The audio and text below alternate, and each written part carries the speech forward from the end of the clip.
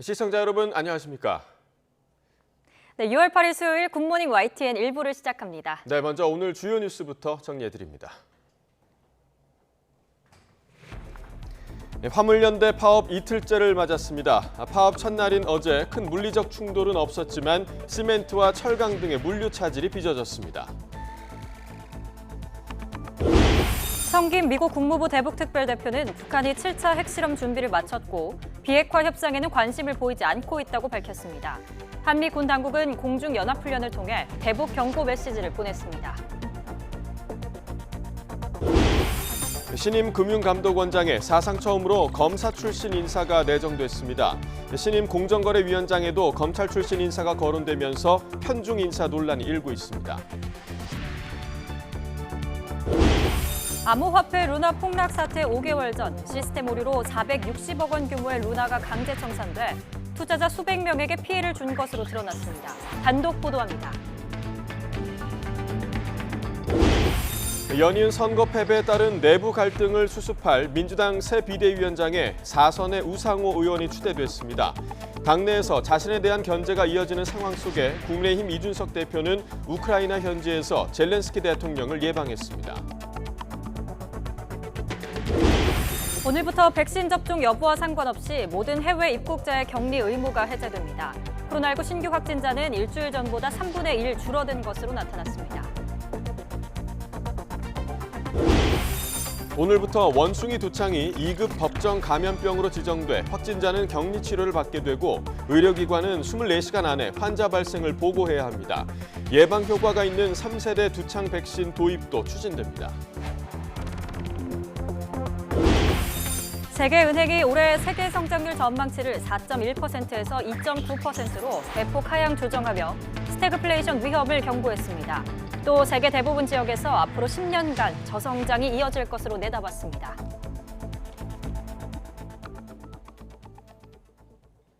네, 첫 소식입니다. 화물연대가 총파업에 돌입한 첫날 조합원의 40% 정도가 참여한 것으로 나타났습니다. 시멘트와 철강 등이 물류 차질을 빚은 가운데 국토교통부는 12개 항만이 모두 정상 운영되는 등 전국적인 물류 피해는 없다고 강조했습니다. 이동우 기자가 보도합니다.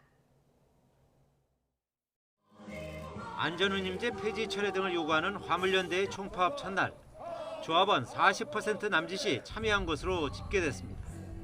현대제철 포항공장 등에서 철강 물량 반출이 안 되는 등 곳곳에서 물류 차질이 빚어졌습니다. 충북 단양과 제천, 강원 영월 등 주요 시멘트 공장에서는 화물연대의 방해로 시멘트 출하가 전면 중단됐습니다. 오늘 화물연대 파업으로 인해 가지고 저희 제품 출하가 전면 중단된 상태입니다. 이런 사태가 장기화되면 건설 현장에도 막대한 공사 차질이 예상됩니다. 총파업 첫날 전국의 시멘트 출하량은 평소 대비 10% 수준으로 급감했습니다. 하지만 국토교통부는 12개 항만이 모두 정상 운영되는 등 전국적인 물류 피해는 없었다고 강조했습니다. 정부는 부산항과 인천항 등 주요 물류 거점에 군 위탁 차량 같은 관용 컨테이너 차량을 투입하는 등 비상 수송 대책을 시행하고 있습니다. 정부는 화물연대의 정당한 집회는 보장하겠지만 운송 방해 행위 등에 대해서는 엄정하게 대응하겠다고 밝혔습니다. 아울러 화물연대의 요구사항인 안전운임제 일몰제 폐지와 관련해서는 적극적으로 대화에 나설 것이라고 덧붙였습니다. 또 안전운임의 근거가 되는 안전운송 원가는 화물연대와 협상이 가능하다는 입장입니다. 지금 그 교통연에서에다가 그 운송 원가 조사를 다 시켰어요. 내년도 안전 운임이 안 되던 사실은 이걸가 만약에 운임으로 안 들어가면 안전 운송 원가로 할 생각이거든요. 그래서 정부는 화물차 운전 종사자들은 명분 없는 집단 행동에 동조하지 말고 운행을 계속해달라고 당부했습니다. YTN 이동호입니다. 새 정부 들어 첫 파업에 들어간 화물연대에 대해 윤석열 대통령은 노사 모두에게 법과 원칙을 강조했습니다. 노정 대화를 먼저 하면서 불법 행위는 법에 따라 처리하겠다는 건데 이번 파업에 대한 대처가 새 정부 노정 관계의 시험대가 될 것으로 보입니다. 박소정 기자입니다. 화물연대가 무기한 파업에 돌입한 당일 윤석열 대통령은 아침 출근길 대처 방안을 묻는 취재진 질문에 법과 원칙을 거듭 강조하면서 이같이 말했습니다. 사용자의 부당 노동 행위든 또 노동자의 불법 행위든 간에 다 선거 운동할 때부터 법에 따라서 원칙에 따라 대응하겠다고 계속 천명해 왔습니다. 노사 모두에게 같은 잣대를 내세우긴 했지만 사실상 화물연대를 겨냥한 말로 풀이됩니다. 화물연대 구성원은 법적으로 노동자 신분이 아니라는 게 대통령실의 판단입니다. 대통령실 관계자는 화물 차주 등은 특수고용 노동자로 분류돼 자영업자 신분으로 단체 행동권도 가질 수 없어 교섭 대상이 아니라고 말했습니다.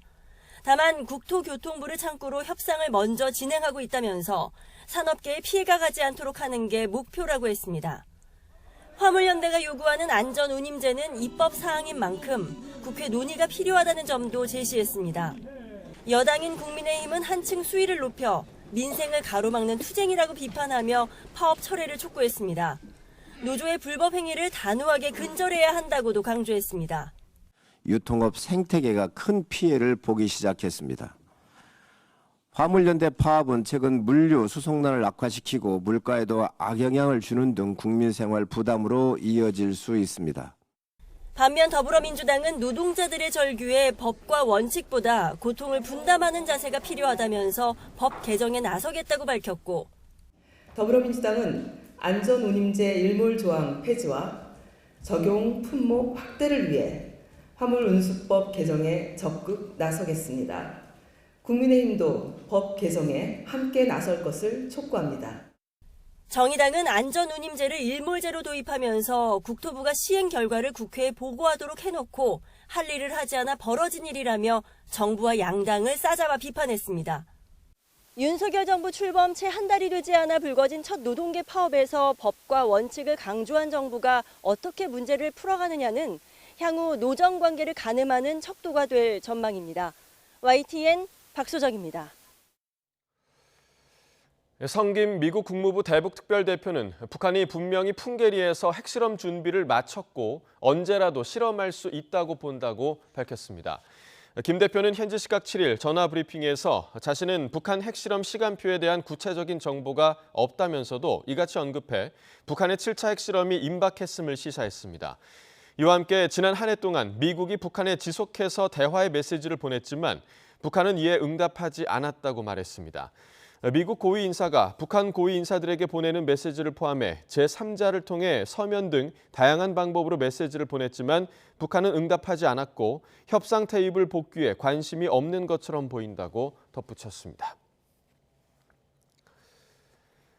북한의 미사일 도발에 맞서 그제 지대지 미사일 실사격으로 응수했던 한미가 어제는 서해 상공에서 연합 공중 무력 시위를 벌였습니다. 한미 외교 차관도 서울에서 만나 북한의 7차 핵실험 등 추가 도발에 대한 대응책을 논의했습니다. 홍주혜 기자입니다. 공격 편대군을 이룬 전투기들이 서해상 공역을 비행합니다. F-35A와 F-15K 등 우리 공군 전투기 16대와 미국 공군의 F-16 전투기 4대 등 모두 20대가 투입됐습니다. 북한의 탄도미사일 8발 발사에 지대지 미사일 8발 실사격으로 맞대응했던 한미가 이번엔 공중에서 정밀 유도 무기를 장착하고 무력 시위 비행을 실시한 겁니다. 합참은 이번 비행을 통해 한미 연합 방위 능력과 함께 북한의 어떠한 도발에도 신속하고 정확하게 타격할 수 있는 능력을 보여줬다고 평가했습니다. 이런 가운데 서울에선 한미 외교차관이 마주 앉았습니다. 양국 정상회담이 열린 지 약 2주 만의 만남입니다.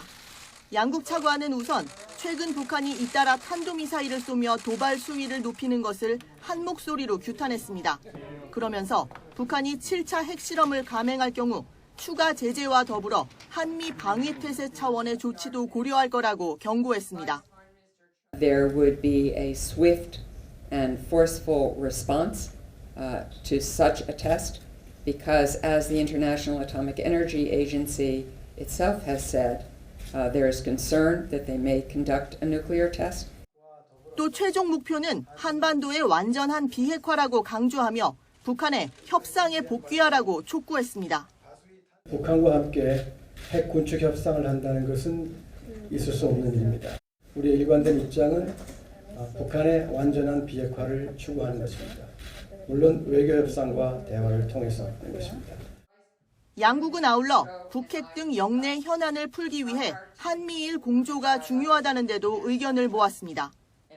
이러한 공감대를 바탕으로 오늘은 한미 차관에 더해 모리 다케오 일본 외무성 사무차관까지 한자리에 모여 3국의 협력 강화 방안을 논의합니다.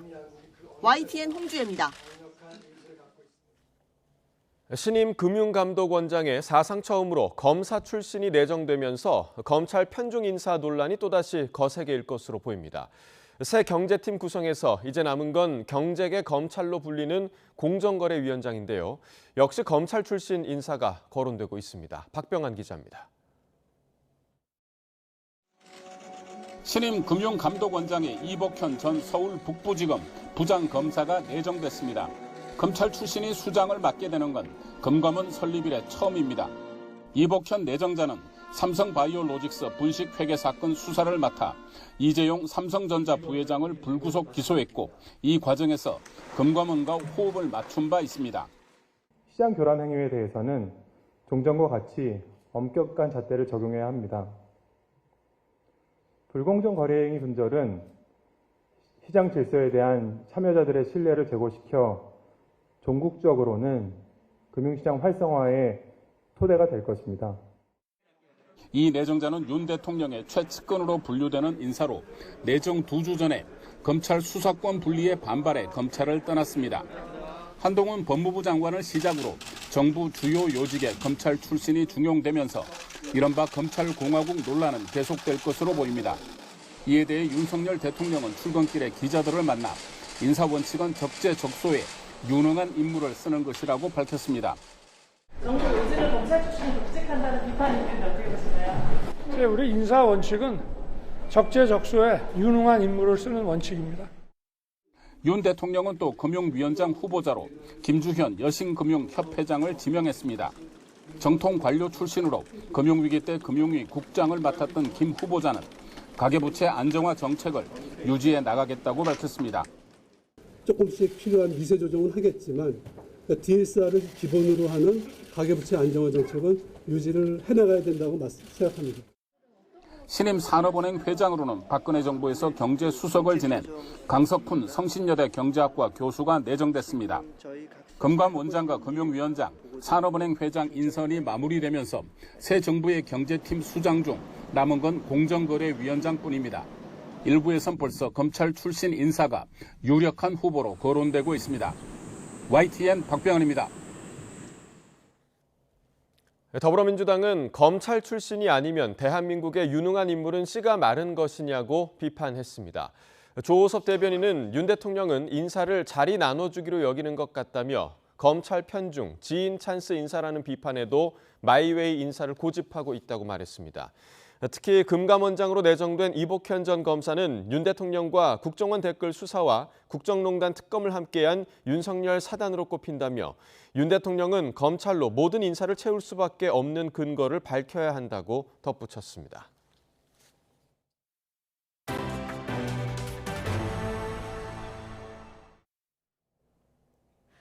(6일) 보궐선거 당선 뒤 처음 국회에 출근한 이재명 의원은 민주당 갈등의 핵심인 자신의 당권 도전 여부에 대해 깊이 생각해보지 않았다며 즉답을 피했습니다.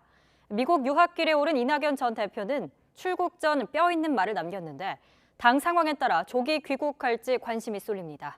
김승환 기자입니다.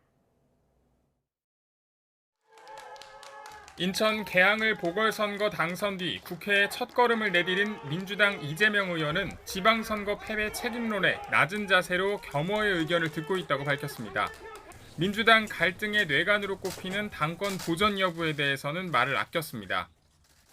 아직까지 전당대회 부분에 대해서는 시간이 많이 남아있어서 깊이 생각해보지 않았습니다. 하지만 일각에선 당내 구심점이 마땅치 않고 온갖 비판에도 보궐선거에 등판한 점으로 밀어 결국 이 의원이 전당대회에 출마할 거란 의견도 나왔습니다. 이재명 의원은 당대표로 나설까요? 계양으로 간 거 자체가 그걸 전제하고 나선 거겠죠. 이 의원의 국회 동원에 맞춰 지지자들이 국회와 당사 앞에 축하화환 수십 개를 보내며 확고한 지지세를 과시하게 됐습니다. 이재명 당대표 불가론과 불가피론이 엇갈리는 가운데 아예 내년 2월로 전당대회를 미뤄야 한다는 주장도 나왔지만 현실화 가능성은 크지 않습니다. 비슷한 시간 이 의원과 지난 대선에서 경쟁했던 이낙연 전 대표는 미국 유학을 떠나면서 당 내용 관련 언급은 피했지만 국내의 여러 가지 문제들은 책임 있는 분들이 잘 해주실 거라 믿습니다. 앞서 진행된 언론과 인터뷰에선 이재명 의원과 송영길 전 대표의 기이한 출마가 대선 패배의 연장전을 만들었다고 지적했습니다. 이재명 의원의 당권 도전 가능성에 대해서도 말하고 싶지는 않지만 많이 걱정하고 있다고 덧붙였습니다. 선거 패배의 책임을 두고 연일 친명계와 비명계 간 갈등이 이어지는 가운데 당권을 둘러싼 파워게임이 총선 공천과 향후 대권 경쟁에 영향을 줄 수 있는 만큼 전당대회 전까지 치열한 주도권 싸움이 이어질 것으로 보입니다. YTN 김승환입니다. 6일 지방선거 패배 이후 민주당의 혼란과 내홍을 수습할 새 비상대책위원장에 4선 중진인 우상호 의원이 내정됐습니다. 우 의원은 이재명 의원의 당권 도전 가능성에는 말을 아꼈지만 지난 선거에서 이 의원과 송영길 전 대표의 공천 과정을 조사해야 한다는 일각의 주장에는 선을 그었습니다. 조성우 기자입니다. 민주당 새 비대위원장에 내정된 4선 우상호 의원은 당내 586 그룹 대표주자면서도 개파색이 옅은 화합형 인사로 꼽힙니다. 지난 대선 때 총괄 선대본부장을 맡아 패배 책임에서 자유롭지 않다는 평가도 있지만 극심한 내부 갈등을 조기에 수습할 적임자라는 데 의견이 모였습니다. 우상호 의원님을 비대위원장으로서 안건으로 올리는 거에 대해서 의원총회에서 우리 의원님들이 다 동의를 해주셨다는 말씀. 오는 8월까지 민주당을 이끌게 될 우상호 의원에게 놓인 가장 큰 숙제는 선거 패배 책임론을 둘러싼 내홍입니다. 우 의원은 당내 갈등의 핵심이자 여전한 뇌관인 이재명 의원의 당권 도전 여부에 대해서는 말을 아꼈지만 그런 의견도 있고 또 유력한 당원이 책임지고 해야 된다는 의견도 있다. 두 가지로 소개를 했는데 그걸 지금 내가 무엇이 옳다 그러다 바람직하다 바람직하다 이런 입장을 표명하는 자체가 또 다른 갈등을 제공할 가능성이 있죠. 일각에서 제기된 이재명 의원과 송영길 전 대표 공천 과정 조사는 쉽지 않다고 명확히 선을 그으며 조기 진화에 나섰습니다. 컷오프 됐다가 다시 되는 과정이 좀 정상적이지 않다고 많이 느끼지만 그렇다고 그걸 당이 공식 라인에서 다 결정한 거를 이제 와서 공천 얽힌 여러 사연들을 다 조사해보자는 것은 정당사상 별로 드문 일이라서요. 그게 아마 쉽지는 않을 것 같습니다. 하지만 당권 경쟁에서 최근 합류한 당원들과 일반 국민 참여를 높여야 한다는 친이재명계 요구가 갈등의 불씨가 될 수 있습니다. 시대 흐름에 맞게 해야 되겠죠. 결국 당원들의 참여, 또 일반 국민들의 의지가 반영될 수 있는 구조로 나가야겠죠. 그게 정상적인 거 아니겠어요? 비대위에는 선수별로 추천한 이용우, 박재호, 한정혜 의원, 원외 인사로는 김현정 원외위원장 협의회장이 합류했고 박홍근 원내대표도 당연직으로 참여합니다. 청년 여성 비대위원 인선도 향후 비대위 내부 논의를 통해 정하기로 했습니다. YTN 조성호입니다. 역시 보궐선거에 당선된 안철수 국민의힘 의원이 5년 만에 국회에 등원했습니다. 안 의원은 의정 활동을 위해 많은 의원과 소통하겠다는 각오를 밝혔고 당권 도전에 대해서는 신중한 모습을 보였습니다. 안 의원의 등원 발언 들어보시죠.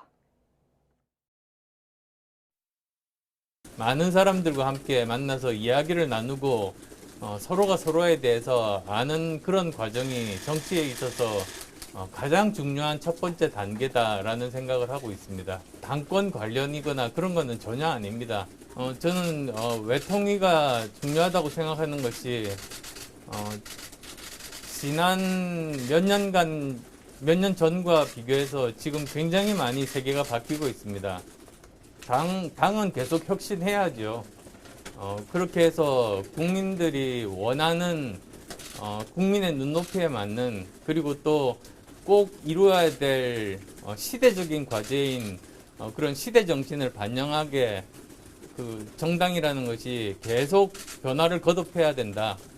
그런 정당만이 살아남을 수 있다고 생각합니다. 대선 승리에 이어 6일 지방선거를 완승으로 이끈 국민의힘 내부에서 치열한 주도권 다툼이 이어지고 있습니다. 차기 당권 경쟁에 시동이 걸렸다는 분석이 많은데 이준석 대표의 성상납 의혹 관련 징계위가 뇌관이 될 것으로 보입니다. 정유진 기자입니다. 당내 친윤그룹으로 꼽히면서 최다선인 국민의힘 정진석 의원이 다시 이준석 대표를 정조준했습니다. 정 의원은 이 대표가 공천혁신을 한다면서 측근으로 분류되는 정미경 최고위원을 성남 분당을 같은 승률 좋은 지역에 배치하는 건 공정과 상식에 어긋난다고 지적했습니다. 이 대표의 우크라이나 방문에 자기 정치한다고 날을 세운 데 이어 또 직격탄을 날린 겁니다. 출장 중인 이준석 대표도 반발했습니다. 정 의원을 겨냥해 한국에 있는 사람들이 정부 입장과 다른 이야기를 하며 러시아 역성을 들어 우크라이나 정치인들이 분개하고 있다고 지적했습니다. 이 대표의 측근들도 과연 누가 자기 정치를 하고 있는 거냐며 지원 사격에 나섰습니다. 쪽쪽 빨아먹다가 선거 끝나고 나서는 뭐 너무 자기만 주목받는 거 아니야? 자기 정치하는 거 아니야? 이거는 저는 좀 앞뒤가 안 맞는 태도라고 생각하고요.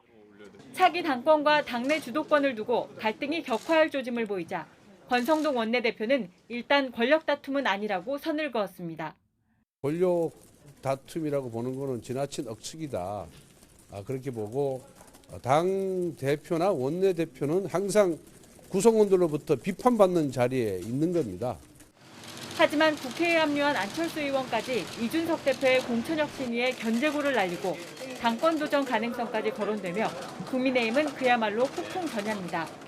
언제 그 새롭게 전당대회를 할지 정해진 건 아무것도 없지 않습니까? 그건 뭐 그런 경우가 다가오면 그때 고민해도 늦지 않은 거 아니겠습니까? 국민의힘 내부 갈등의 분수령은 오는 24일을 전후에 열리는 이준석 대표의 성상납 의혹 징계위가 될 것으로 보입니다. 어떤 결론이 나든 후폭풍이 만만치 않을 것으로 보이는데 여기에 조만간 최고위에서 정미경 최고위원에 대한 분당을 지역위원장 임명까지 논의할 예정이어서 당분간 국민의힘은 혼란이 불가피해 보입니다. YTN 정유진입니다. 우크라이나를 방문하고 있는 이준석 국민의힘 대표가 볼로디미르 젤렌스키 우크라이나 대통령을 만난 사실을 공개했습니다. 이 대표는 어제 SNS에 우크라이나 영웅 젤렌스키 대통령과 회동했고 또 아라카미아 원내대표 예르막 실장도 만나 우리의 지지를 밝히고 한국에 대한 요청과 제안들을 전달받았다고 적었습니다. 이어 현지에서 만나는 우크라이나 고위 관계자마다 재건 사업 등에 대한 한국의 참여를 기대하고 있다고 밝혔습니다. 여야가 오늘 21대 국회 후반기 원구성을 위한 첫 협상에 나섭니다.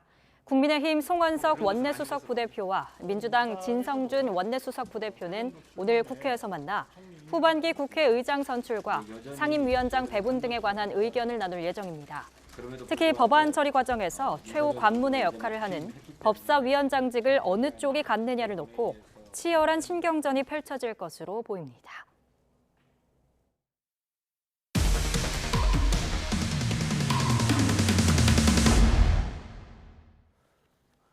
지난 5월 암호화폐 투자자들에게 막대한 손실을 입힌 루나 폭락 사태가 검찰 수사로 이어지는 등 그 파장이 만만치 않습니다.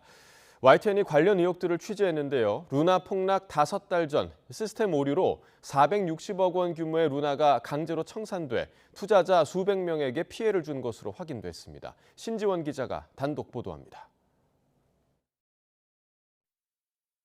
마이너스 99.99%. 개당 10만 원을 넘던 암호화폐가 일주일 만에 1원이 됐습니다. 지난 5월 순식간에 수십조 원이 증발해버린 이른바 루나 폭락 사태입니다. 폭락 5달 전쯤인 지난해 12월 10일 새벽 5시 44분. 루나 거래 가격은 $66. 그런데 루나 가격을 기록하는 회계 장부격인 오라클에는 이보다 $7 낮은 $58로 기록돼 있습니다. 권도영 테라폼랩스 대표가 개발한 가상은행인 앵커 프로토콜에서 투자자들은 루나를 담보로 맡기고 테라라는 또 다른 암호화폐를 대출받습니다. 담보인 루나의 가치가 낮아지면 알고리즘은 부실 자산으로 보고 자동으로 청산합니다. 문제는 루나의 장부 가격이 실제 가격보다 낮게 기록되면서 잘못된 강제 청산이 이뤄졌다는 겁니다. 빚을 내고 싶으면 일단 담보 가치가 빌리는 것보다 높아야 되잖아요. 밖에서는 5억짜리인데 테라폼랩스가 임의로 넌 1억짜리야. 근데 이 빚은 성립하지가 않으니까 내가 이 담보를 가져갈게. 라는 식으로 이제 청산이 돼버리는 거죠. 이 같은 사실은 권 대표의 테라폼랩스 측도 인정했습니다. 오류로 잘못 청산된 금액이 3,700만 달러. 투자자 239명이 피해를 봤다는 게 공식적인 발표 내용입니다. 당시 환율로 계산하면 우리 돈 460억 원이 시스템 오류로 증발해버렸지만 흐지부지 잊혀졌습니다. 사람들은 그냥 그때는 이런 거에 대한 전문적인 수사를 하려고 하지도 않았고 그저 코인 가격이 오르는 데만 관심이 있었지 시스템을 유지하고 보수하고 이런 거에 대한 생각을 전혀 안 했던 때였으니까요. 권 대표는 거래 과정을 투명하게 공개하고 정해진 알고리즘에 따라 운영되는 이른바 탈중앙화를 표방하며 암호화폐 시장의 주류로 떠올랐습니다. 그런데 정작 이 같은 시스템 오류가 일회적 사건이었는지 자주 있었는지조차 알 수 없습니다. 블록체인의 데이터를 기록하기 전에 외부에서 데이터를 읽어와야 될 거 아니에요. 그 읽어오는 과정 중에 관리자가 부정한 짓을 했다거나 그 시스템에 문제가 생겨서 잘못된 정보가 읽어오게 되고 전무후무한 폭락 사태의 원인이 권 대표가 창조한 알고리즘의 구조적 취약성 때문이라는 분석이 나오는 이유입니다. YTN 신지원입니다.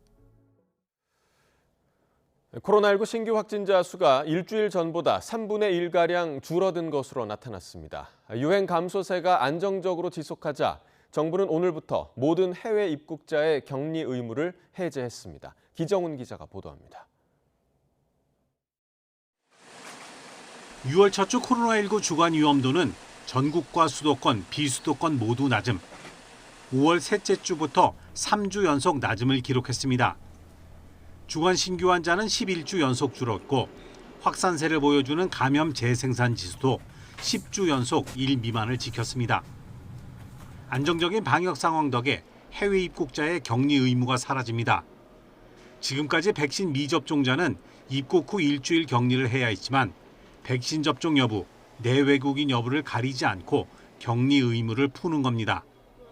이미 입국해 격리 중인 사람도 격리가 해제됩니다. 다만 입국 전후 검사는 현행대로 유지합니다. 입국 전 48시간 이내에 시행한 PCR이나 24시간 이내에 시행한 전문가용 신속 항원 검사 결과를 입국 시에 제출해야 합니다. 입국 후엔 3일 이내에 PCR 검사를 받아야 합니다. 내국인과 장기 체류 외국인의 경우에는 보건소에서 무료로 검사를 받을 수 있습니다. 단기 체류 외국인의 경우에는 의료기관에서 자부담으로 PCR 검사를 받으셔야 합니다. 특히 출입국 일정이 촉박한 단기 방문객께서는 공항 검사센터 등에서 입국 당일 검사 받으시기를 당부드립니다. 인천국제공항과 비행기 운항 규제도 풀립니다. 운행 편수 제한과 비행 시간 제한 등 코로나로 생겼던 인천국제공항의 항공 규제가 모두 해제됩니다. 비행기 탑승 전에 입국자가 입국 전 검사 결과, 건강 상태 등을 Q코드를 통해 미리 입력하면 입국 후에는 검사 속도가 한층 더 빨라집니다. 당국은 우려 변이가 발생하거나 코로나19가 재확산하는 등 유사시에는 입국 관리 체계를 신속하게 다시 강화할 수 있다고 설명했습니다. YTN 기정훈입니다. 세계 각국에서 확산하고 있는 원숭이 두창에 대한 예방 효과가 있는 3세대 두창 백신 도입이 추진되고 있습니다. 오늘부터 원숭이 두창이 2급 법정 감염병으로 지정돼 확진자는 격리 치료를 받게 되고 의료기관은 24시간 안에 환자 발생을 보고해야 합니다. 이영원 기자입니다. 원숭이 두창이 해외에서 빠르게 확산하자 방역당국이 국내 유입 가능성에 대비해 3세대 두창 백신을 도입하기로 했습니다. 현재 원숭이 두창의 효과성이 입증된 3세대 두창 백신을 신속하게 도입하고자 제조사와 국내 도입에 대한 협의를 진행 중에 있으며 도입이 추진되는 3세대 백신은 덴마크 기업인 바바리안 노르딕이 개발한 진네오스입니다. 원숭이 두창에 승인된 유일한 백신으로 감염자와 접촉 부위 나흘 안에 맞으면 예방 효과가 있는 것으로 알려져 있습니다. 국내 보유 중인 2세대 백신도 원숭이 두창 예방에 85% 효과가 있을 것으로 추정되지만 접종 방식이 까다롭고 심근염 등 부작용 우려가 큽니다. 3,500만 명분에 달하는 이 백신을 두고 3세대 두창 백신 도입을 서두르는 이유입니다. 방역당국은 3세대 백신을 들여오더라도 감염 노출 가능성이 큰 고위험군 등 제한적인 대상에만 접종을 시행할 방침입니다. 일반 인구에 대한 당장의 사용 계획은 검토되고 있지 않는 상황이라는 것을, 그러니까 노출 후 사용에 대한 매우 제한적 목적의 사용만을 검토하고 있는 상황입니다. 앞서 정부는 원숭이 두창 국내 발생에 대비해 관심 경보를 발령하고 2급 감염병 지정을 결정했습니다. 관련 고시가 오늘 발령되면 확진자는 격리 치료를 받게 되고 의료기관은 24시간 안에 환자 발생을 보고해야 합니다. YTN 이영훈입니다.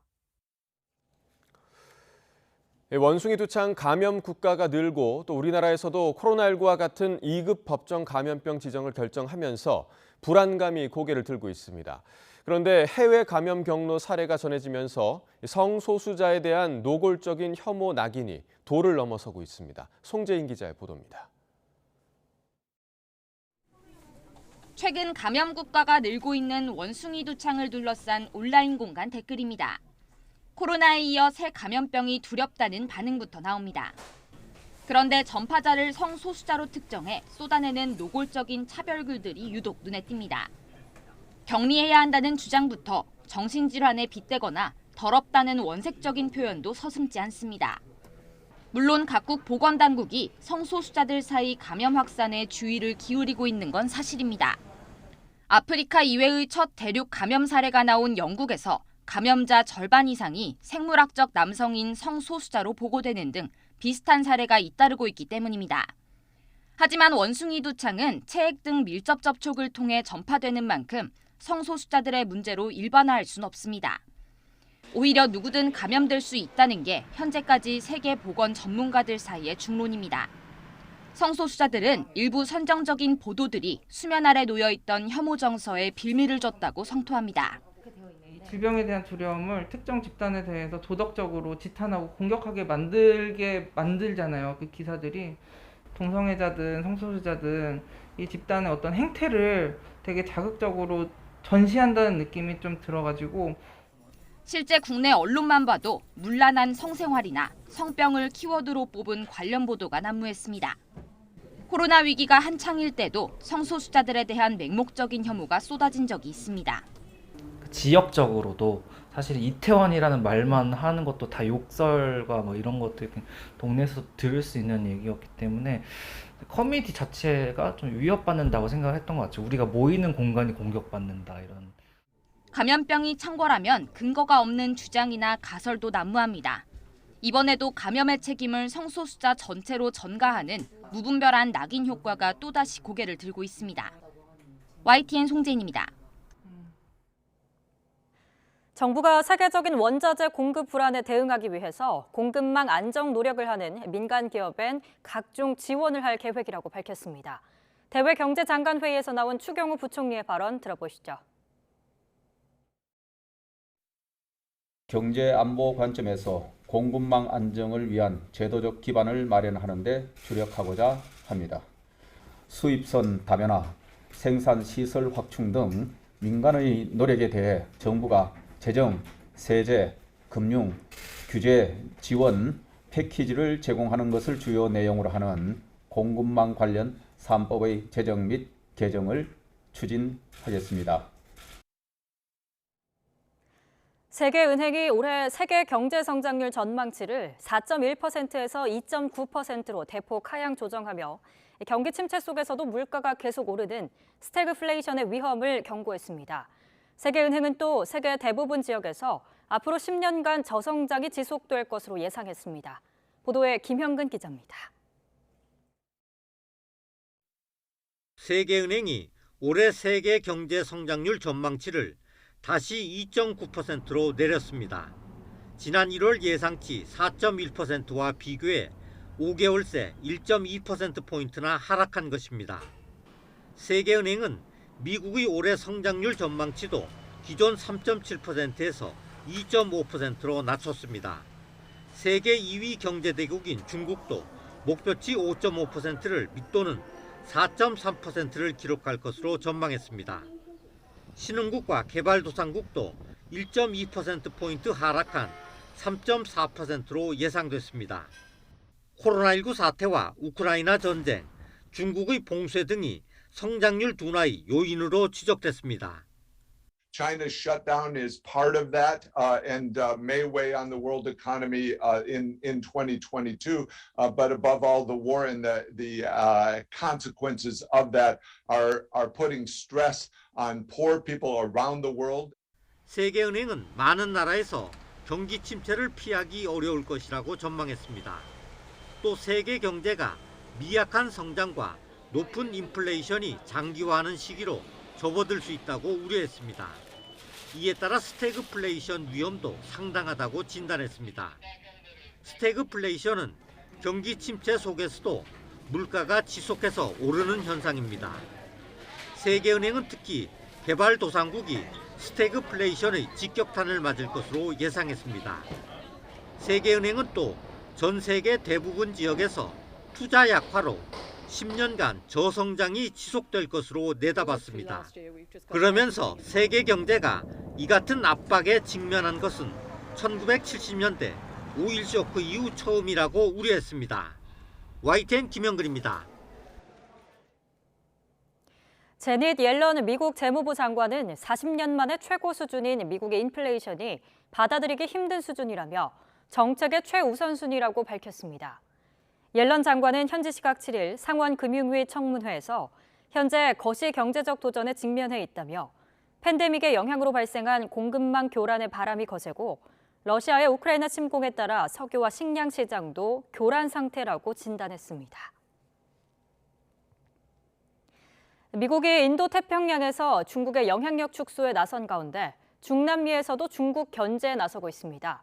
미국은 오는 10일까지 열리는 미주 정상회의에서 이런 내용을 위주로 하는 경제 파트너십을 발표할 것으로 알려졌습니다. 보도에 임수근 기자입니다.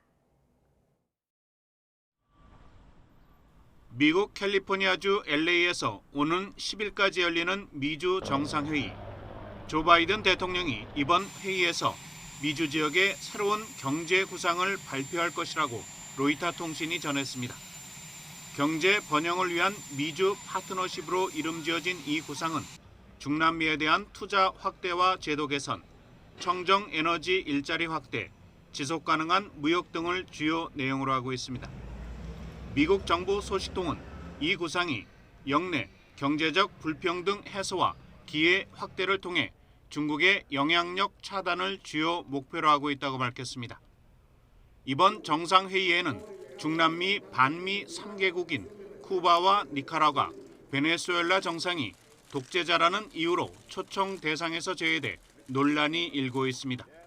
It is important to acknowledge that there are a range of views on this question in our hemisphere as there are in the United States. The president's principal position is that we do not believe that dictators should be invited, which is 이에 반발한 로페스 오브라도르 멕시코 대통령도 정상회의 참석을 거부해 회의가 반쪽 행사에 그칠 수 있다는 우려도 나오고 있습니다.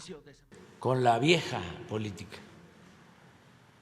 de intervencionismo, de falta de respeto a las naciones y a sus pueblos. 백악관은 이번 정상회의에서 경제와 보건, 기후위기, 식량 안보, 이민 문제가 주로 논의된다고 밝혔습니다. 미주 정상회의가 미국에서 열리는 것은 지난 1994년 마이애미 1차 회의 이후 28년 만입니다. YTN 임수근입니다. 한국형 발사체 누리호의 2차 발사가 일주일 앞으로 다가왔습니다. 마지막 3단 로켓 연결이 내일 이루어질 예정인데 1차 발사의 뼈아픈 실패를 딛고 완전한 성공을 이루기 위해 노심초사 총력전을 벌이고 있습니다. 이성규 기자가 취재했습니다. 발사를 일주일 앞둔 한국형 발사체 누리호. 3단 로켓으로 구성된 누리호는 앞서 조립된 1단과 2단 결합체에 3단 연결을 위한 준비가 완료됐습니다. 누리호 기체를 점검하기 위해 외부로 열려있는 점검창도 곧 막을 예정입니다. 연구진은 앞서 1차 발사의 실패 원인이었던 3단 산화제 탱크 문제의 원인 규명과 보완에 가장 큰 신경을 기울였습니다. 해당 부위에 대해서 저희가 설계 변경을 하고 설계 변경된 제작품을 다시 만들고 그 부품에 대한 검증 시험을 하고 그 다음에 다시 이제 그 부위를 우리 3단 산화제 탱크 내부에 다시 장착하고 하는 작업들을 이제 쭉 진행을 해 왔었습니다. 2차 발사에는 위성 모사체뿐만 아니라 무게 180kg의 성능 검증 위성과 4개의 큐브 위성을 함께 장착해 쏘아 올립니다. 따라서 송수신 기능 등 위성 자체 기능 검증과 실제 위성을 누리호 3단에 장착하는 과정이 1차 발사와 달리 새롭게 추가됐습니다. 실제 이제 위성이 탑재가 되기 때문에 위성하고 3단 사이의 어떤 인터페이스, 위성을 이렇게 점검하는 과정에서 상당히 이제 조심을 해야 되는 이런 부분들이 좀 달라지는 부분이고요. 누리호는 주말쯤 각종 볼트 체결과 외부 공기의 유입을 막기 위한 실링 작업 등을 확인하는 최종 점검에 돌입합니다. 최종 점검에서 이상이 없으면 누리호는 발사대로 이송할 모든 준비를 마치게 됩니다. YTN 사이언스 이성규입니다. 오늘도 한낮 더위는 잠시 쉬어가겠습니다. 낮 동안 흐린 날씨 속에 기온이 크게 오르지 못하겠는데요. 오늘 서울의 한낮 기온은 26도로 예년 기온을 다소 밑돌겠습니다. 오늘도 나오실 때는 우산 챙기셔야겠습니다. 아침까지 호남 지방에는 약하게 비가 이어지겠고요. 이 대기 불안정으로 낮부터 밤 사이 내륙 곳곳에는 요란한 소나기가 지나겠습니다. 이 비의 양은 5에서 40mm가 되겠고요. 이 돌풍과 벼락을 동반하는 곳도 있겠습니다. 현재 기온 살펴보겠습니다. 현재 서울 기온은 16.5도, 대구는 14.7도를 나타내고 있습니다. 오늘 낮 기온은 예년 기온을 1도에서 5도가량 밑돌겠는데요. 오늘 서울의 한낮 기온은 26도, 대전은 25도, 광주는 24도, 대구는 23도 선을 보이겠습니다. 내일 새벽부터 수도권과 강원도에는 또 한 차례 비가 내리겠고요. 충청과 남부 내륙 곳곳으로는 오후 한때에 소나기도 지나겠습니다. 지금까지 날씨 정보였습니다. 화물연대 파업 이틀째를 맞았습니다. 파업 첫날인 어제 큰 물리적 충돌은 없었지만 시멘트와 철강 등의 물류 차질이 빚어졌습니다. 성김 미국 국무부 대북특별대표는 북한이 7차 핵실험 준비를 마쳤고 비핵화 협상에는 관심을 보이지 않고 있다고 밝혔습니다. 한미 군 당국은 공중연합훈련을 통해 대북 경고 메시지를 보냈습니다. 신임 금융감독원장에 사상 처음으로 검사 출신 인사가 내정됐습니다. 신임 공정거래위원장에도 검찰 출신 인사가 거론되면서 편중 인사 논란이 일고 있습니다. 암호화폐 루나 폭락 사태 5개월 전 시스템 오류로 460억 원 규모의 루나가 강제 청산돼 투자자 수백 명에게 피해를 준 것으로 드러났습니다. 단독 보도합니다. 오늘부터 백신 접종 여부와 상관없이 모든 해외 입국자의 격리 의무가 해제됩니다. 코로나19 신규 확진자는 일주일 전보다 3분의 1로 줄어든 것으로 나타났습니다. 세계은행이 올해 세계 성장률 전망치를 4.1%에서 2.9%로 대폭 하향 조정하며 스태그플레이션 위험을 경고했습니다. 또 세계 대부분 지역에서 앞으로 10년간 저성장이 이어질 것으로 내다봤습니다. 민주노총 화물연대가 총파업에 돌입한 첫날인 어제 전국 곳곳에서 물류 운송에 차질이 빚어졌습니다. 경기 의왕 유통기지 등 일부 시멘트 공장에서 화물연대 조합원들의 방해로 시멘트 출하가 전면 중단되고 현대제철 포항 공장의 경우도 하루 물량 9,000톤의 출하가 중지되는 등 피해가 현실화하고 있습니다. 다만 국토교통부는 전체적으로 아직 큰 차질이 없다고 밝혔습니다. 네, 화물연대 총파업으로 소주 공급까지 차질을 빚고 있습니다. 화물연대 노조가 소주 운송을 막으면서 출하량이 평소의 절반에도 못 미쳐 일부 편의점은 공급이 제한되고 있습니다. 보도에 박홍구 기자입니다. 참이슬과 진로이즈백 등 하이트 진로 소주 생산량의 35%를 맡고 있는 경기도 이천 공장. 화물연대 소속 조합원들이 공장 입구에 운반 차량을 세워두고 집회를 벌이고 있습니다. 조합원들은 지난 3월 하이트 진로의 화물 운송 위탁업체가 민주노총에 가입한 이후 운임 인상 등을 요구하며 파업을 벌여왔습니다. 지금 기름값 인상으로 한 달에 300만, 400만 원씩 더 들어가는데 5% 인상해봤자 돈 50만 원도 안 되는 거를 가지고 일을 하라고 강제하고 있습니다. 화물연대가 공장을 점거하거나 출고 자체를 봉쇄한 건 아니지만 화물차의 진출입을 통제하면서 소주 출하량은 급격히 줄었습니다. 지난달 중순부터 지난달 말까지는 평소의 60%, 이달 들어서는 38%까지 추락했습니다. 파업이 과격화되면서 출고율이 줄고 있는데 정확히 이제 수치가 확인된 게 지난주 6월 1일부터 6월 5일까지 같은 경우에는 평균 출고율이 38%밖에 안 됐다고 하네요. 소주 운송이 차질을 빚으면서 편의점 업계도 비상이 걸렸습니다. 비축 물량은 적은데 향후 공급량을 장담할 수 없다 보니 편의점 물류센터에서 소매점으로 보내는 발주 물량을 통제하기 시작한 겁니다. 세븐일레븐과 미니스톱은 지난 4일부터 참이슬과 참이슬 오리지널, 진로이즈백에 대한 발주를 1회당 한 상자, 이마트24는 3상자로 제한했습니다.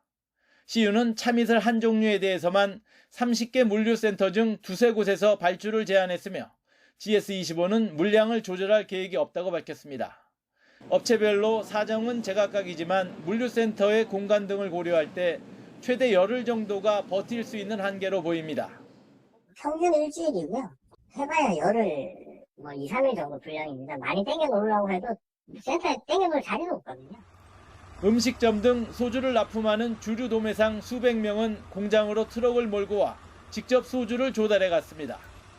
하이트 진로 측은 운송사를 추가로 계약해 배송 차질을 줄이겠다는 계획이지만 화물연대의 총파업이 길어질 경우 소주 대란마저 일어날 수 있다는 우려가 나오고 있습니다. YTN 박홍구입니다. 해양수산부는 화물연대 총파업에 따른 피해를 줄이기 위해 항만별로 비상수송대책반과 비상수송위원회를 설치 운영하고 있다고 밝혔습니다. 이에 따라 관용 컨테이너 운송 화물차 127대를 주요 항만에 투입하고 지방자치단체와 협의해 부두 내 이송 장비인 야드 트랙터가 부두 밖으로 임시 운행할 수 있도록 했습니다. 또 자가용 8톤 이상 카고 트럭과 견인형 특수차에 대해서는 유상 운송을 임시 허용하고 긴급 수출입 컨테이너는 화물 열차를 증편 운행하기로 했습니다.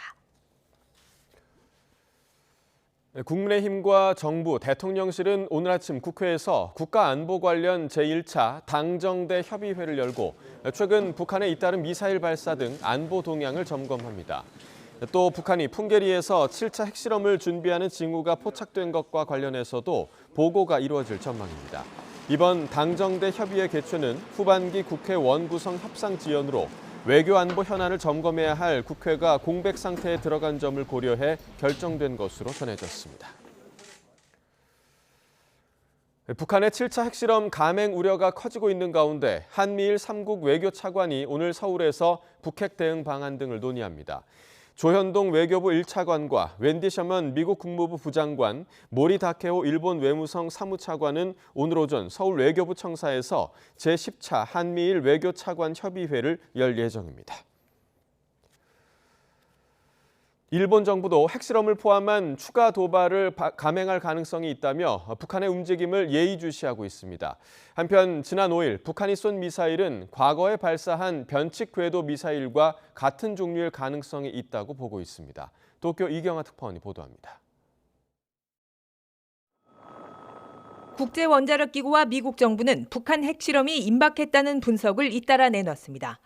최근 북한의 군사 동향 등을 분석한 일본 정부도 추가 도발 가능성을 언급했습니다.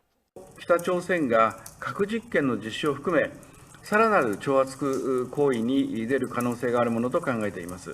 我が国及び国際社会の平和と安全を脅かすものであり、断じて容認できません。 일본 정부는 필요한 정보 수집과 경계 감시를 강화하고 한미일 간 긴밀히 협력할 것이라고 밝혔습니다. 북한 미사일에 대해 방위성은 올해 들어 지금까지 최소 26발을 쏴 한 해 발사한 것으로는 가장 많다고 발표했습니다. 또 지난 5일 발사한 미사일은 과거에 쏜 적이 있는 변칙궤도 미사일과 같은 종류일 가능성이 있다고 보고 있습니다. 変速軌道で飛翔するミサイル等によって発射直後の早期把握や迎撃はより困難となっています。迎撃能力を高める不断の努力も必要であります。 지난달 미일 정상회담에서 기시다 총리는 북한 등을 염두에 두고 획기적인 방위력 강화를 공언했습니다. 이에 따라 내년 예산 지침에 5년 안에 GDP 2% 수준이라는 구체적인 증액 목표를 담기로 했습니다. 我が国として抜本的に防衛力を強化する、それに見合うだけの予算をしっかり用意するという意味で相当な予算を用意すると。 일본 언론은 북한에 대응한 한미일 연합훈련 실시 가능성을 보도하면서 오는 10일 한미일 국방장관 회담에서 이 문제가 논의될 것이라고 전망했습니다. 이에 대해 국방부는 현재 의제를 조율하고 있다며 명확히 답변하지 않았습니다. 도쿄에서 YTN 이경아입니다. 북한의 핵실험이 임박했다는 관측이 나오고 있지만 중국은 북한에 대한 제재에는 여전히 소극적입니다. 오히려 미국이 정세를 긴장시키고 있다면서 북한을 옹호하고 있습니다. 베이징에서 강성우 특파원이 보도합니다. 지난주에 중국은 북한이 핵실험을 강행해도 미국 주도의 제재에는 참여하지 않겠다고 밝혔습니다. 제재가 북한 핵 문제 해결에 도움이 안 된다는 게 중국의 분명한 입장입니다. 오히려 제재를 해제하라는 북한의 요구를 일부 수용해야 한다고 주장하고 있습니다. 美方应当展现善意，拿出实实在在的行动，而不是空喊对话的口号。 중국 관변 매체들은 북한의 미사일 도발이 한국과 미국의 강경 노선 때문이라며 더 북한 편을 들었습니다. 특히 미국이 한국의 새 정부에 대북 강경 노선을 취하도록 부추기고 있다고 비판했습니다. 바이든 대통령의 방한 이후 실시된 한미 연합훈련이 긴장 고조의 직접 원인이라는 겁니다. 하지만 중국도 북한의 핵무기 개발이 국제사회의 이익과는 맞지 않는다는 입장입니다. 维护朝鲜半岛的和平稳定，实现半岛无核化，符合有关方面和国际社会的共同利益。 중국은 한반도의 안정을 바라고 있지만 북한의 핵무기 개발 저지에는 적극 나서지 않고 있습니다. 북한의 비핵화보다는 북한을 끌어들여 미국에 함께 맞서는 게 더 이익이라고 보기 때문입니다. 미중 대결이 고조될수록 중국이 북한에 영향력을 행사할 가능성은 더 낮아질 수밖에 없다는 관측이 나오고 있습니다. 베이징에서 YTN 강성웅입니다. 우크라이나 동부 돈바스 지역에서 러시아군이 세력을 확대하는 가운데 우크라이나군도 일부 요충지를 저지하며 사력을 다하고 있습니다. 항구 봉쇄로 발이 묶인 곡물 수출에 대해서는 러시아가 안전 확보를 요구하고 나서면서 당분간 재개되기는 어려워 보입니다. 보도에 김은건 기자입니다. 러시아군은 돈바스 지역에 대한 공세를 강화해 상당한 전과를 올렸다고 밝혔습니다. 특히 핵심 요충지 세베로도네츠크를 완전히 장악했으며 루한스크주도 대부분 점령했다고 주장했습니다. В целом, на сегодняшний день освобождено 97% территории Луганской Народной Республики. 또 수도 키이우에 이어 제2도시 하르키우에도 포격을 이어가면서 민간인 희생자도 잇따랐습니다. 우크라이나는 열세에 있는 것은 사실이지만 일부 지역에서 러시아군을 격퇴하는 등 계속 싸우고 있다고 강조했습니다. Ворог продовжує штурм міста Сєвєродонецьк. Бойові дії тривають. Наші воїни завдають противнику втрат. 젤렌스키 대통령은 전세를 뒤집기 위해 더 많은 중화기 지원이 필요하다고 호소합니다. 또 러시아가 남부 항구를 봉쇄하고 곡물을 빼돌리고 있다고 거듭 비난했습니다. Росія, вони вкрали деякий об'єм нашого зерна. Вкрали і повезли на кораблях. 국제사회도 러시아의 해상 봉쇄를 풀 것을 압박하고 있지만 러시아는 해상 지대 제거와 무기 검색 등 안전 확보가 먼저라는 입장입니다. Украина должна разминировать подходы к портам, что позволит судам. 해상 통로 확보 협상이 이루어진다고 해도 선박과 선원 확보, 보험에 이르기까지 해결해야 할 난제도 적지 않습니다. 이 때문에 10주 안에 해결책을 찾지 못하면 세계적으로 큰 어려움에 직면할 것이란 관측도 나옵니다. YTN 김은건입니다. 미국과 유럽의 유엔 관계자들이 현지 시각 6일 안전보장이사회 회의에서 전쟁 중에 벌어지는 성범죄와 식량 위기가 러시아의 책임이라고 지적했습니다.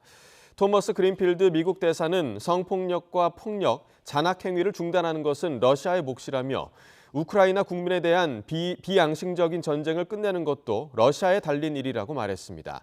유엔 사무총장 직속 기구인 분쟁 중 성폭력 플라밀라 패튼 특사는 평화협정을 체결할 때 성범죄를 그냥 넘어가서는 안 된다고 경고하며 성폭력 범죄에 대한 법적 사면을 명시적으로 금지해야 한다고 주장했습니다. 남태평양의 섬나라 피지가 최근 압류한 러시아 재벌의 대형 호화 요트를 미국에 인도했습니다. 피지 법무부는 현지 시각 7일 미국의 제재 명단에 오른 러시아 재벌이 소유한 것으로 의심되는 아마데아호를 미국에 인도했다고 밝혔다고 외신들이 보도했습니다. 미국은 아마데아호가 피지 수역에 진입한 지난 4월 압류를 요청했고 피지 정부는 미국의 요청대로 아마데아호를 압류했습니다. 3억 2,005만 달러, 우리 돈으로 4천억 원을 호가하는 아마데아호는 길이가 100m를 넘는 대형 요트입니다.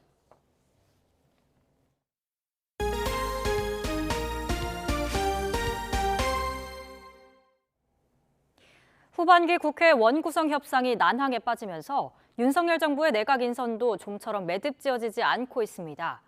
음주운전과 갭투자 의혹 등 장관 후보자들에 대한 의혹은 줄을 잇고 있지만 여야는 인사청문회 일정도 잡지 못한 채 연일 내탓 공방만 벌이고 있습니다. 김태민 기자입니다. 윤석열 정부의 첫 내각은 여전히 미완성 상태입니다.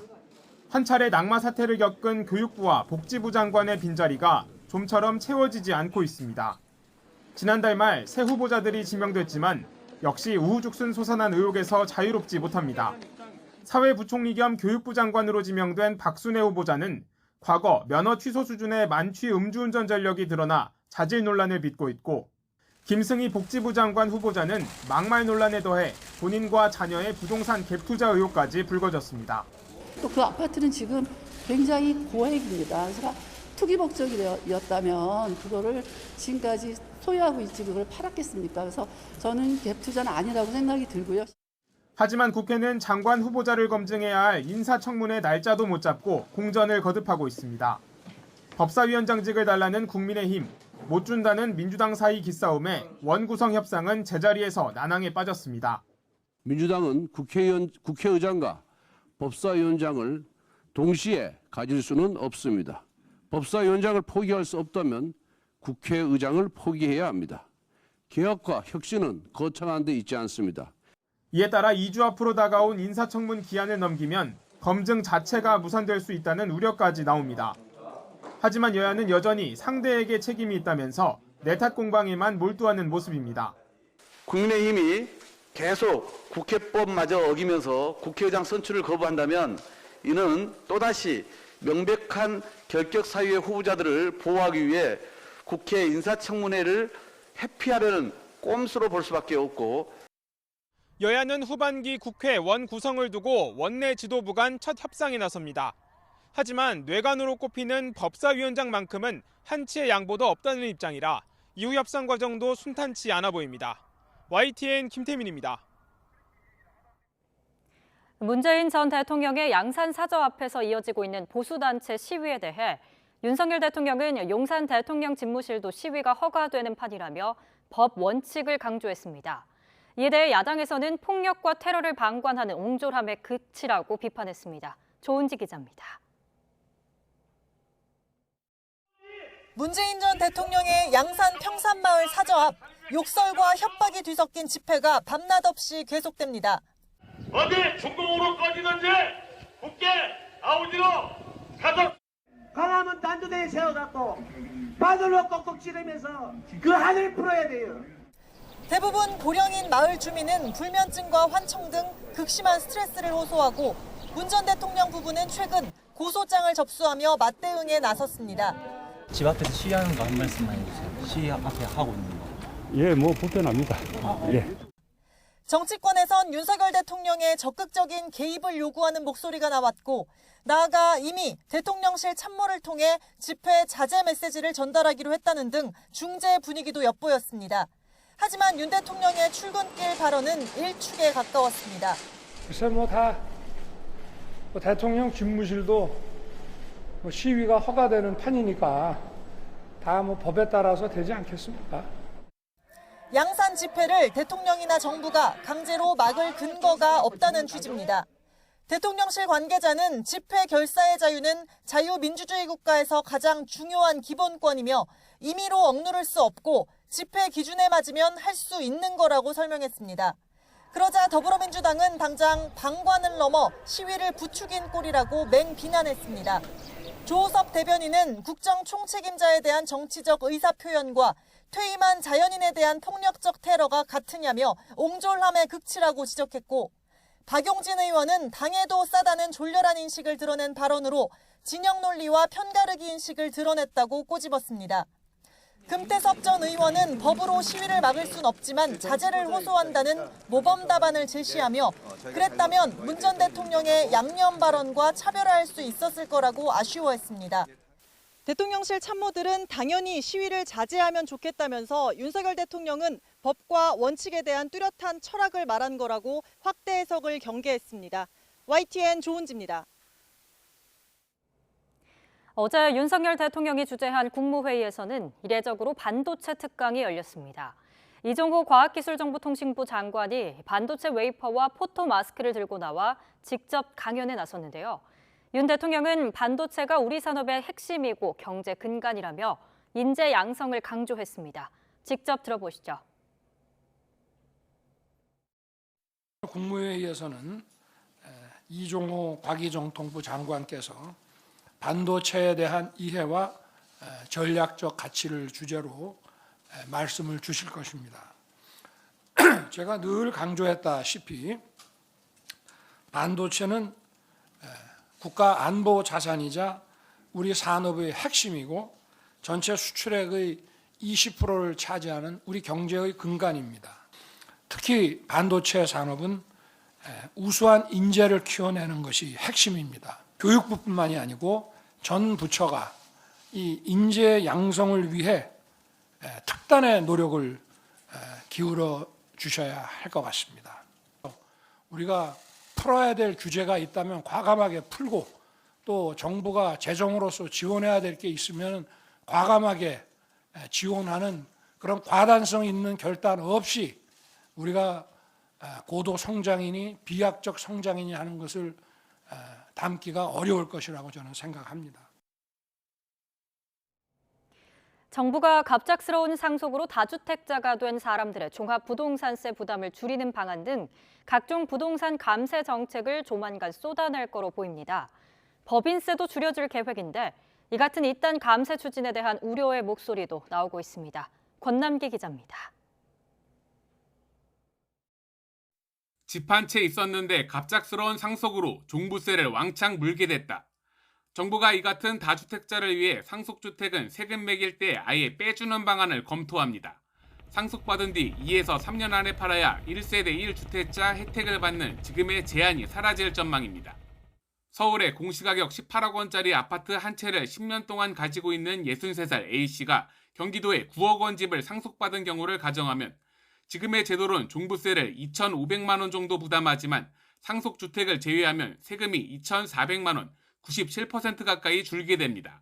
1가구 1주택 소유자들에 대한 이런 재산세라든가 종부세 부담이 너무 크고 거기에 대한 국민 여론이 좋지 않기 때문에 여기에 집에 세금을 매기는 기준인 공시가격을 2030년까지 시세의 90% 수준으로 올리겠다는 전 정부 정책에 대해서도 전면 재검토에 들어갔습니다.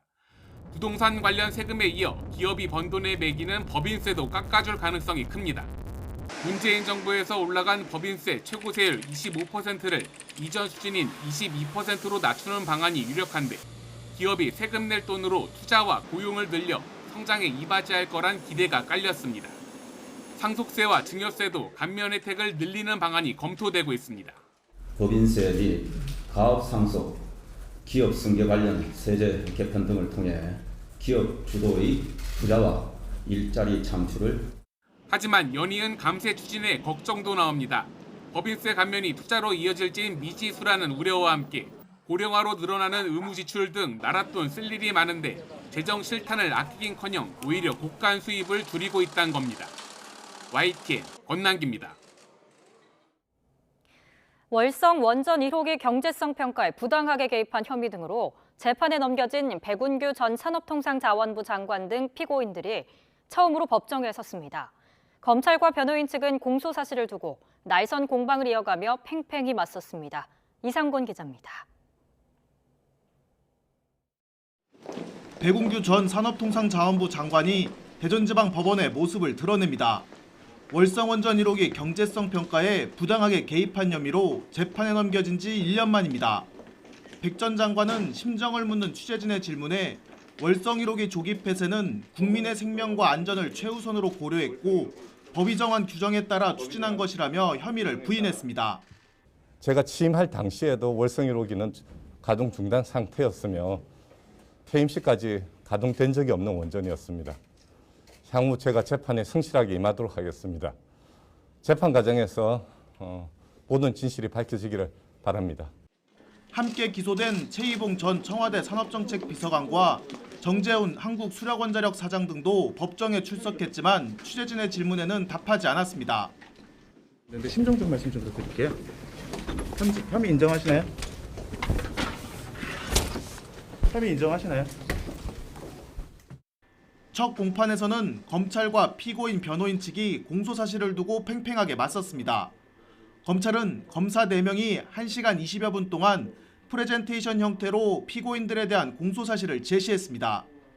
검찰은 백 전 장관과 최 전 비서관이 한수원의 지속적인 지시와 압박으로 월성 1호기 조기 폐쇄 의향이 담긴 설비 현황 조사표를 제출하게 했고 결국 이사회가 가동 중단 결정을 내리도록 했다고 설명했습니다. 특히 즉시 가동 중단 지시는 내부보고 시스템 글에 남긴 문재인 전 대통령의 댓글로부터 시작됐다고 강조했습니다. 이에 대해 변호인 측은 검사가 장황하게 기재한 공소장 내용은 사안의 본질을 벗어난 것이고 주장의 전제부터 잘못됐다고 반박했습니다. 또 피고인들이 즉시 가동 중단을 지시하거나 부당한 압력을 행사한 적이 없다며 혐의를 전면 부인했습니다. 재판부는 다음 달 5일 공판에서 증거 목록을 확정하기로 한 가운데 향후 증인신문도 상당 기간 이어질 전망이어서 재판 장기화는 불가피할 것으로 보입니다. YTN 이상곤입니다. 암호화폐 루나 폭락 사태 5개월 전 거래 시스템 오류로 460억 원 규모의 루나가 강제 청산돼 투자자 수백 명에게 피해를 준 것으로 드러났습니다. YTN 취재 결과 지난해 12월 10일 새벽 5시 44분 루나 개발사인 테라폼랩스의 회계 장부 시스템 오라클에는 루나의 가격이 실거래가인 $66보다 약 $7가 낮은 58.44달러로 저장됐습니다. 루나 가격이 실제보다 낮게 기록되면서 이를 담보로 다른 금융상품을 거래한 투자자 239명이 3,700만 달러, 우리 돈 460억 원 정도의 암호화폐 자산을 강제로 청산당하는 피해를 봤습니다. 테라폼랩스에서 근무했던 개발자는 YTN 취재진에 이 같은 시스템 오류 가능성을 제기했지만 받아들여지지 않았다고 밝혔습니다. 사회적 거리두기 해제 이후 공항은 해외 여행객들로 다시 북적이고 있지만 공항에서 일하는 노동자들은 일상 회복에도 웃지 못하고 있습니다. 코로나 사태 2년간 인력이 줄어든 상황에서 업무만 크게 늘었다며 대책 마련을 요구했지만 공항 측은 현재 인력으로도 운영에 차질이 없다는 입장이어서 갈등이 고조되고 있습니다. 윤혜리 기자의 보도입니다. 인천공항에서 환경미화 노동자로 일한 지 4년 차 되는 53살 오범석 씨. 일상 회복 이후 일터는 활기를 되찾았지만 오 씨는 마냥 웃을 수만은 없습니다.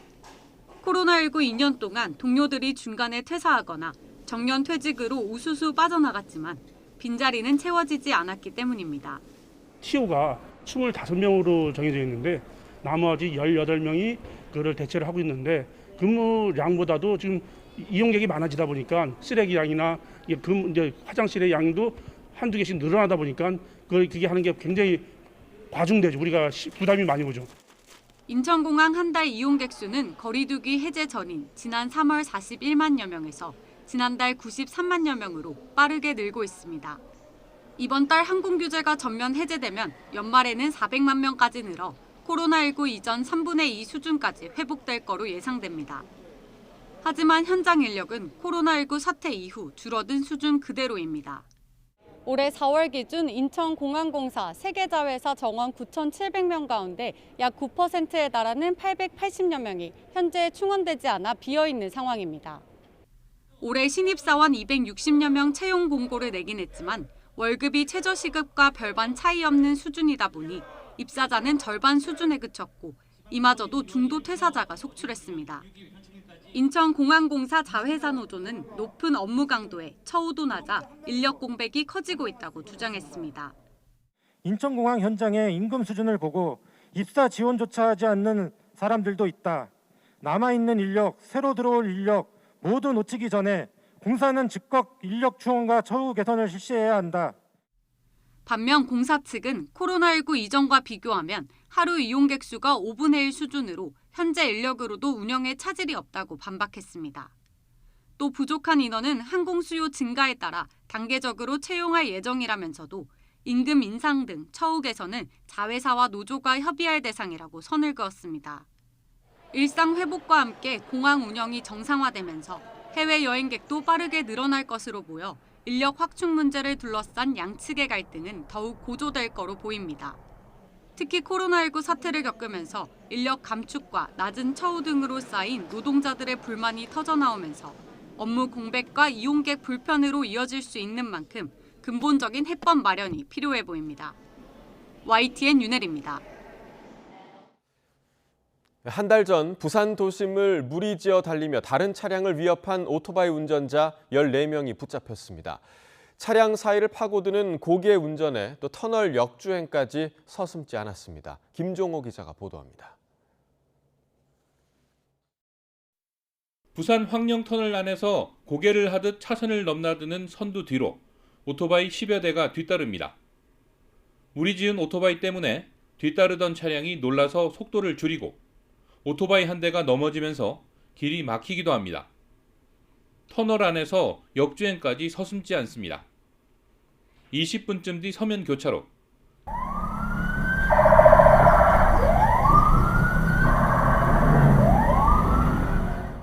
신호를 받고 진행하는 차량 사이를 오토바이가 위험하게 파고듭니다. 교차로를 계속해서 돌면서 다른 차량에 큰 위협이 되는데 경찰관이 저지하려 다가가자 달아납니다. 서면 교차로를 빠져나간 뒤에도 오토바이는 계속해서 무리지어 2시간여를 더 달렸습니다. SNS로 연락해 지난달 9일 새벽 부산 송정해수욕장에서 만난 오토바이 14대. 무리지어 3시간을 달리며 과속과 고개운전, 역주행 등 공동으로 위험 행위를 했는데 번호판이 없는 경우가 많아 경찰이 추적에 애를 먹었습니다. 부산 시내에 있는 CCTV 110여 대를 활용을 해서 동선 추적 수사를 했습니다.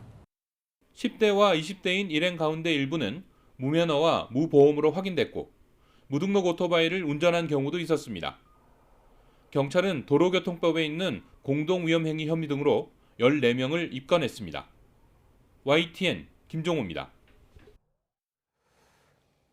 오늘 새벽 0시 20분쯤 경부고속도로 서울 방향 안성휴게소 인근에서 택시를 포함해 차량 4대가 부딪히는 사고가 발생했습니다. 이 사고로 운전자 1명이 다쳐 병원으로 옮겨졌지만 생명에 지장은 없는 것으로 파악됐습니다. 경찰과 소방당국은 빗길에 차들이 미끄러지면서 연쇄 추돌 사고가 발생한 것으로 보고 사고 원인을 조사하고 있습니다. 한국철도공사 코레일의 열차 예약 발매 시스템이 한때 작동을 멈춰 이용객들이 불편을 겪었습니다. 어제 저녁 8시 45분부터 30여 분 동안 열차 예약 발매 시스템에 장애가 발생해 KTX와 일반 열차 승차권 발매가 중지됐습니다. 이에 따라 코레일은 역 창구에서 승차권을 수기로 비상 발매하고 예매 고객의 경우 발권 없이 열차에 승차하도록 했습니다. 어제 저녁 8시 15분쯤 서울 광운대역에서 출발해 천안역으로 향하던 서울 지하철 1호선 전동차가 금천구청역에서 갑자기 멈춰 섰습니다. 이에 따라 열차 운행이 20분 가까이 지연됐고 승객 500여 명이 다른 열차를 타는 등의 불편을 겪었습니다. 오늘 새벽 3시 15분쯤 서울 강동구 암사동에 있는 화훼단지 비닐하우스에서 불이 나 1시간여 만에 진화됐습니다. 이 불로 인명피해는 없었지만 비닐하우스 10동 가운데 6동이 모두 탔습니다. 일주일 앞으로 다가온 누리호 2차 발사, 1차와 달리 실제 작동하는 위성을 탑재합니다. 누리호 발사의 성공을 위한 중요한 고비 그리고 관전 포인트를 김진두 기자가 짚어봤습니다.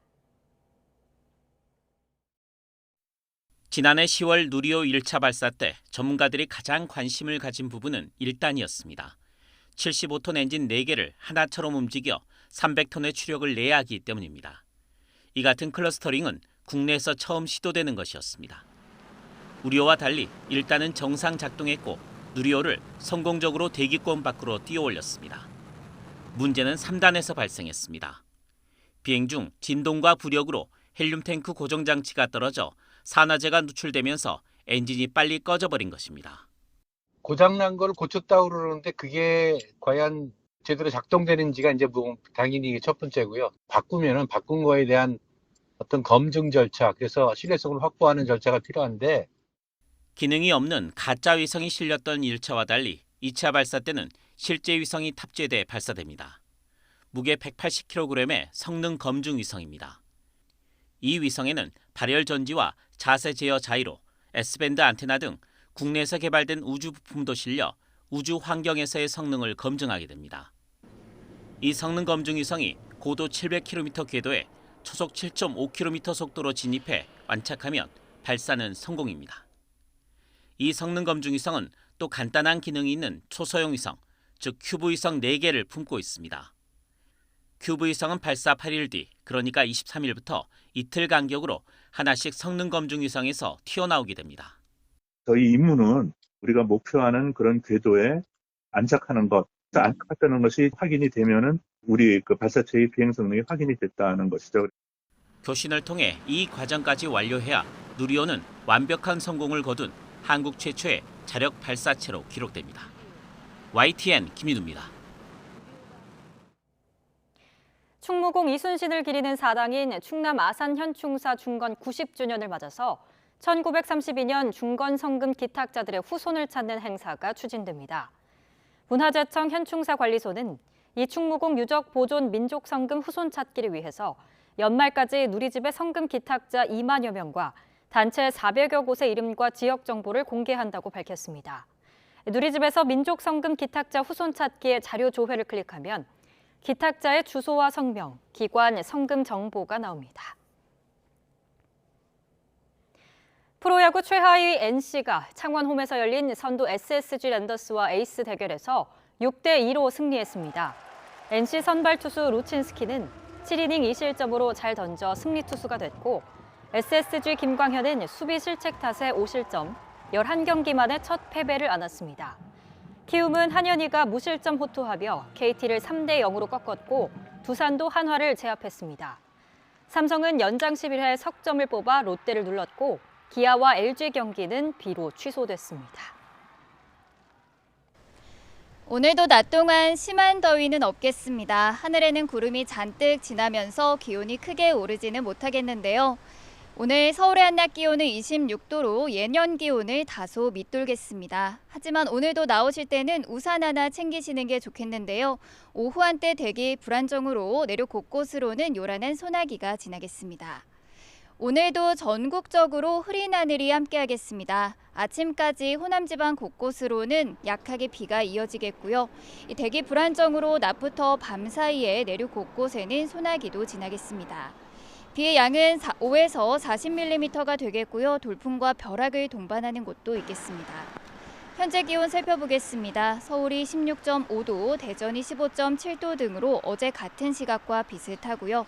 낮 기온도 서울이 26도, 광주가 24도, 대구 23도 등으로 예년 기온을 1도에서 5도가량 밑돌겠습니다.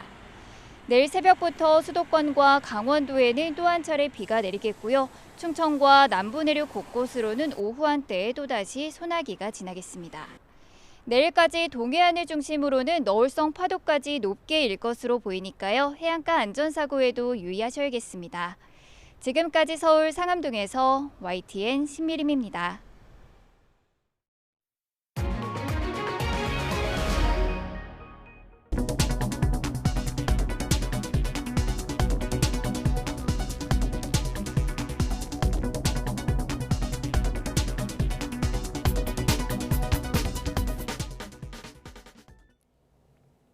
네, 이상으로 굿모닝 YTN 1부를 마칩니다. 잠시 후 2부가 이어집니다. 시청해주신 여러분 고맙습니다.